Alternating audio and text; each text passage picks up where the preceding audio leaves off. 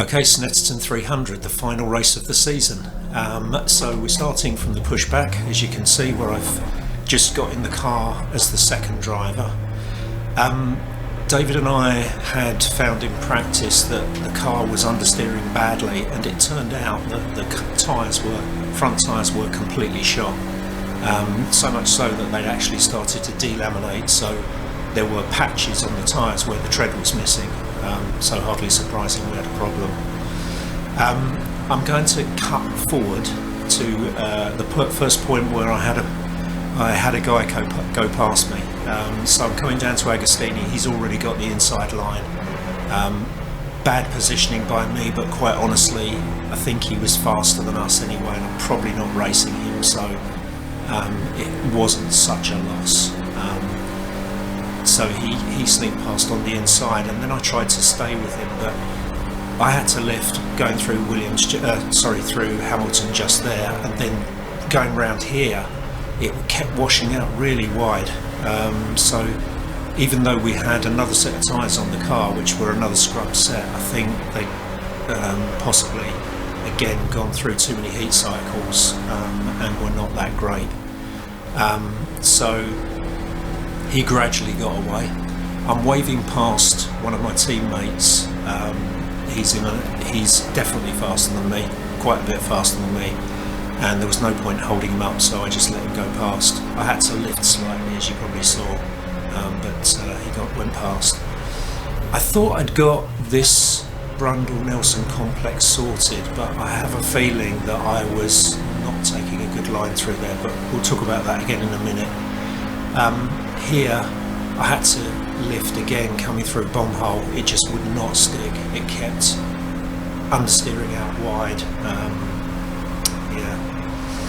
Bit of a shame really. Although not all of it's down to the tyres, I can tell you. I was not going brilliantly fast in this first session. You can see if you look at my best time, 2:35, that's absolutely dreadful.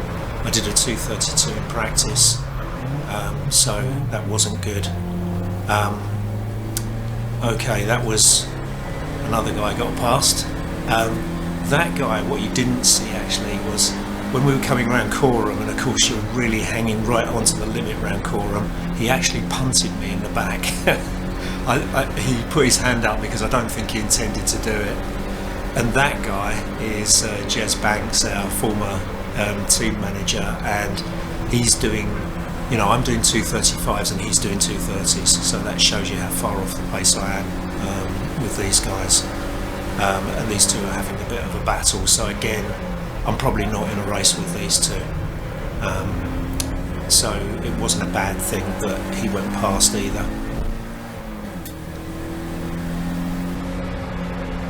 And then a bit later, I get past again, but this time, who's this? I think that's Richard Lakey. So he's a podium. He's probably lapping me actually. He's a podium winner. He's going to be going quite a bit faster than me. Later on, I get a good grandstand seat to watch him having a battle with Matthew Highcock, which I'll try to show you that a bit later. So it's a bit bad me just showing you me being overtaken left, right and centre, but something that Jez Banks said to me some time ago, you got to pick your battles. If you try and battle with someone who's much faster than you, what's going to happen is they're going to get desperate, they're going to try some crazy move, and a few people have tried really crazy moves on me in the past, and you're both going to end up damaged off the side, probably even retired. So you just got to make sure you pick your battles. So here I am coming out after the second compulsory pit stop. So we have to do two. We did one where we changed drivers between David and myself, and then I took the second compulsory pit stop. Now the lap times I got before that were not great, but we'll see the lap times improve. But out of interest, I promised you that you'd see a close-up of Matt Highcock battling with Richard Lakey. It's at this point I came out of the pits right in the middle of this scrap, as you can see. So I stayed out wide at Montreal just to let them go past because, same thing. I'm not racing them, and they might be a lap up on us here. I can't remember. So you'll see that this gets quite. I think Dan Sylvester calls this spicy. So this gets quite a bit of fun. So you can see Matt's trying a few moves on him, and I'm not going to show you the whole thing because it goes. I followed them for a bit, and it goes on for quite a while. Although I have to say that gradually I was losing touch with them as well. Oh, look at that! Richard got really a bit sideways there. Okay, so Matt tries to dive down the inside of Williams here onto the back straight. Now this is where I'm keeping up a bit here, but you can see I'm gradually losing time to them. So this was interesting for me to find out.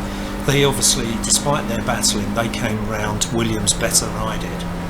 And then I need to do something about this. So I come in straight away going for the corner.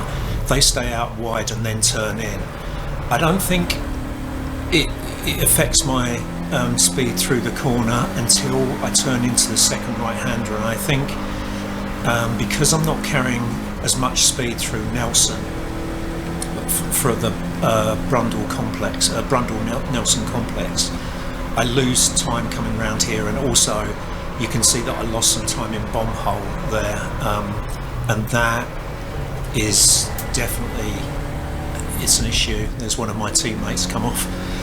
Definitely an issue with the tyres. So I've cut away from that because the battle goes on with them for quite a while, and hopefully Matt Highcock will put up a video, as he sometimes does, showing what happened.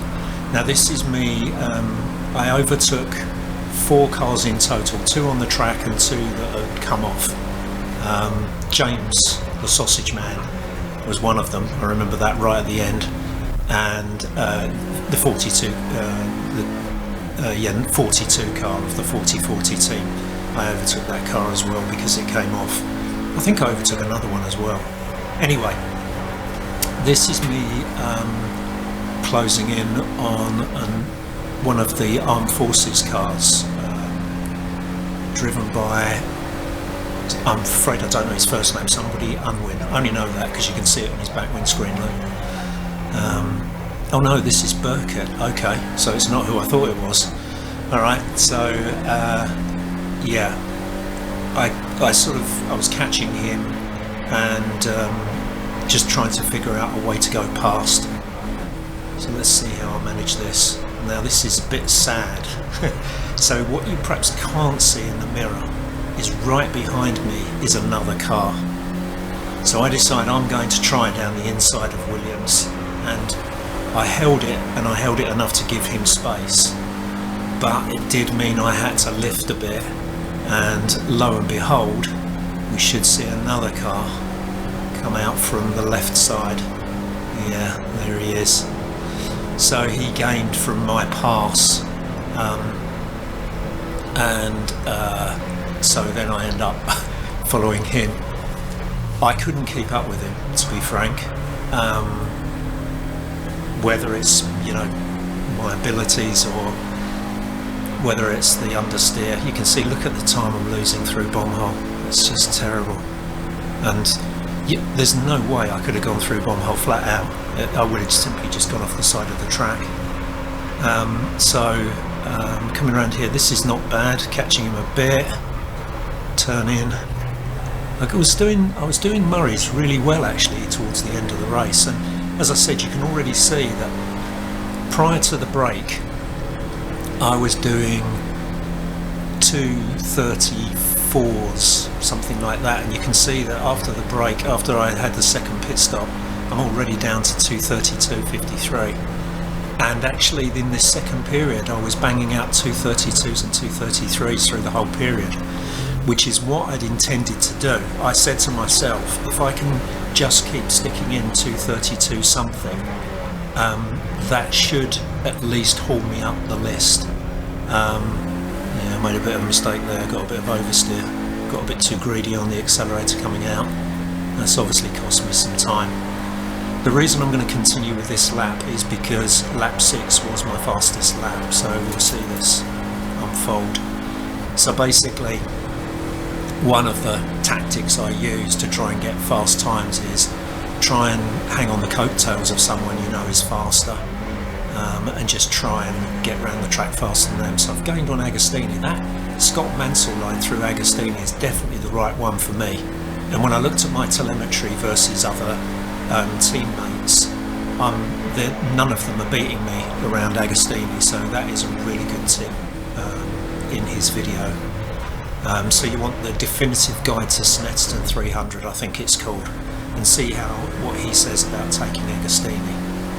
Here I was trying to stay out wide. You can see I've lost time through Oggies and Williams again. Sorry, not Williams, Hamilton. That left-hand kink, I lose time through there because I have to lift. I followed Rob Carvel round there, and his front wheel actually comes up as he goes round there. I don't get anywhere near that level of grip, so either I'm setting the car up wrong as I go in, or it's simply an issue with the tyres, and I think the tyres were completely shot actually. That's my excuse anyway. So coming around here, I managed to go pretty fast around Coram, just hang on for dear life and just keep the throttle in. Then just as you come off the end of the curb on the left, I start to take my foot off the accelerator and just slowly ease down. You can't just suddenly lift, you can't just hit the brakes because you'll just get massive oversteer. So you have to be very gentle as you come to the end of Coram and come into Murray's. And there we go, 2:32.01. On the timesheet I think it said 2:32.04, but 2:32.01 is exactly what I did in my fastest practice session. So I'm back to that level, and I just wish the race had been about 10 laps longer. I'd have probably got the hang of it by then. But I think that's enough to give you an indication of what happened. Unfortunately I forgot to take my computer, which is a real mistake, so I didn't get any telemetry. But if it's worth looking at the result sheet. So obviously David is the one listed as the lead driver in our car. You can see that I got into the car on lap 17 here, and ignoring my first one, which is obviously an out lap, you can see I'm improving my times all the time, but it just takes me too long, you know. And even now, look, I'm down at the 2:35s, 2:34. Some of this I think I was in various, you know, I think you saw where I let a few people pass. That obviously would have cost me some time. Then I've gone in for my second pit stop just here, and I've got an out lap. Now you see, I don't know why, but suddenly I'm down into the 2:32s, 2:33s.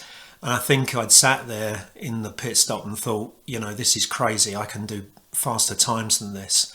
And then I started to bang out the times that I really wanted to do. I mean, this is what I wanted to do all along.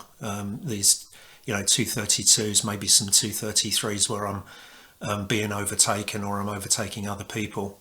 On the last lap, I realised I wasn't going to catch the guy in front, and I'd just gone past, I think I'd overtaken someone, and I thought I've got plenty of gap. So I did slow a bit. I wasn't taking too many risks.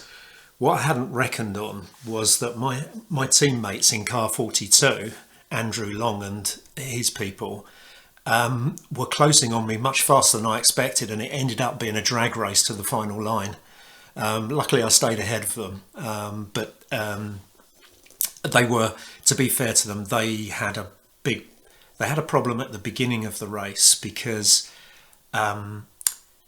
two of our cars came in, car 42 and 57 with Toby Partridge, and they thought there was a problem with their car, whereas in fact what had happened is someone had dropped oil under the bridge at the end of the straight, and they thought it was a problem with the car.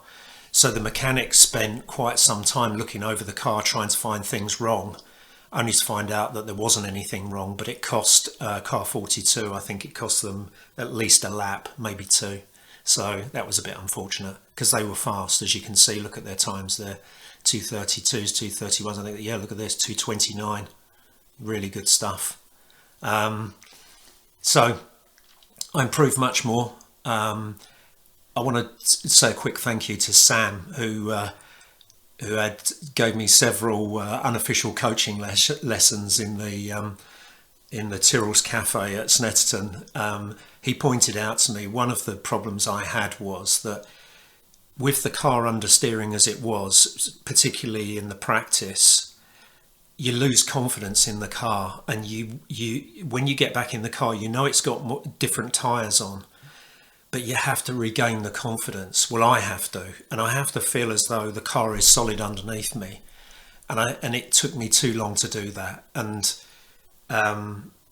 I think I should have done better. I should have done 31s, 231s, even getting into the 230s, but it wasn't to happen. And I just need to make sure when I'm racing my own car next year that I make sure my tyres are in good condition each time. In terms of the result, if I just scroll back up, so we started 34th, I think it was, and we ended up here 27. Yeah, just here. So not bad. Made up some places.